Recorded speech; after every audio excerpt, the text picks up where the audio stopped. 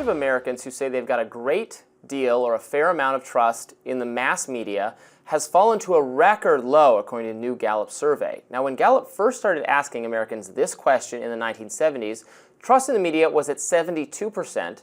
This year, it's at only 31%.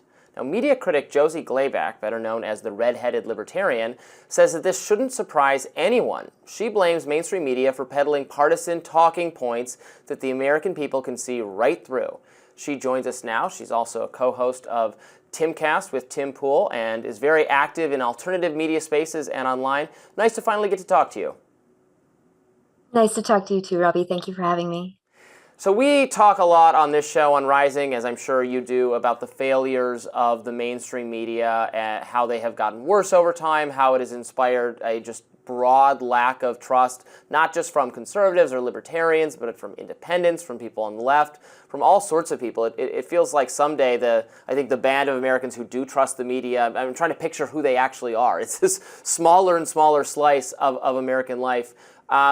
I say that could actually even be a good thing because, you know, you look back to the times in American history where the media was well trusted. I mean, was good policy happening then because no one had the courage to call out BS from the mainstream media? Yes, I agree with that. And, you know, this actually goes back to the NDAA of 2013, where the Thornberry-Smith amendment, it lifted the domestic dissemination ban. So this had been the Smith-Mundt Act had instated this. And what they did, they repealed and replaced the Smith-Mundt Act, and they put in the Smith-Mundt Modernization Act, lifting the domestic dissemination ban, which allowed propaganda to freely flow through our country, again, for the first time since World War II. And if you think about when things really got crazy, and when you're watching the news and you're like, I'm being propagandized. My first time was when BLM came to the scene, and that was around 2013 or so. And I remember listening to the first coverage there and being like, I'm being propagandized. This isn't right. I'm being sold something right now. I'm not critically thinking about this. I'm being told what to think. And I think that a lot of Americans are waking up to this, whereas people, maybe you and myself, have been awake for a while. They're more waking up to this. And I think Elon Musk buying X and allowing transparency in citizen journalism to kind of come to the forefront has been leading the charge in that. Yeah, and your moniker is the Redheaded Libertarian. You're a libertarian like myself. I remember realizing, when the revelation started to come out, that so much of the censorship and the bad moderation that we complained about on the platforms for years, and it always put me in a little bit of a difficult position because at the end of the day, they are companies. They can make decisions I don't like. I can complain about it, but I don't want the government to come in and start telling them how to do moderation. I know, even if that didn't it violates my principles, so I can't support it. And even if it didn't violate my principles, I know the government coming in to do that would not make things better. In fact, we know for certain it would make things worse. But then what we learned is that so many of those bad moderation decisions, so much of that censorship was not even being freely chosen by the platforms pre-Musk. People I don't agree with are in charge of Twitter, but they didn't want to do a lot of the censorship either. They fought behind closed doors with the federal bureaucrats bossing them around until eventually they gave up because it was just so overwhelming. I think that really was a light bulb moment for me.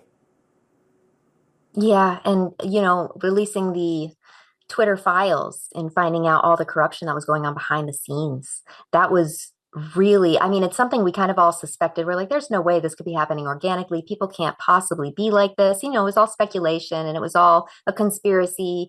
But then we find out that it actually had been happening like that. And now we know on X there's a stop to it. But now we can look at other media. We can look at Facebook and we can look at Instagram and other media like that and know that, yeah, they're probably still being fed points from the government and coerced by them to shut down what we want to say.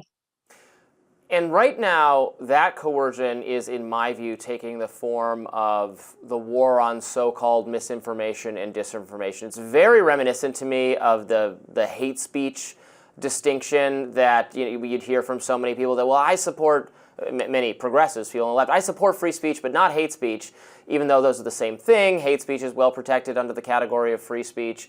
I think that same idea is being applied to misinformation increasingly, where you have tech bureaucrats all over the globe.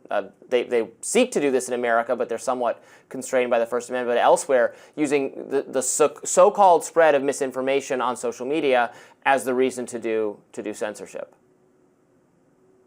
Yes, and that's correct. And it's Kamala Harris had come out and she had said, we need a general rule for everybody because you're reaching all these people. And it's like, no, you don't at all. So back like in the founding of our country, our country was founded based on people being anonymous. All right. So the Boston Tea Party was spearheaded by some guy who went by Rusticus. George Washington had his spy ring and they were all numbered. He was 711. Ben Franklin wrote under Do Good. Sam Adams wrote under Vindex. And so our being anonymous and being able to speak freely is what kind of spearheads revolutions. And I think, in part, that could be why they're so afraid of the anonymity and wanting to censor that and wanting to call it misinformation and lead by fear in that regard. Because when people are afraid, they're more apt to give up their essential liberty for temporary security.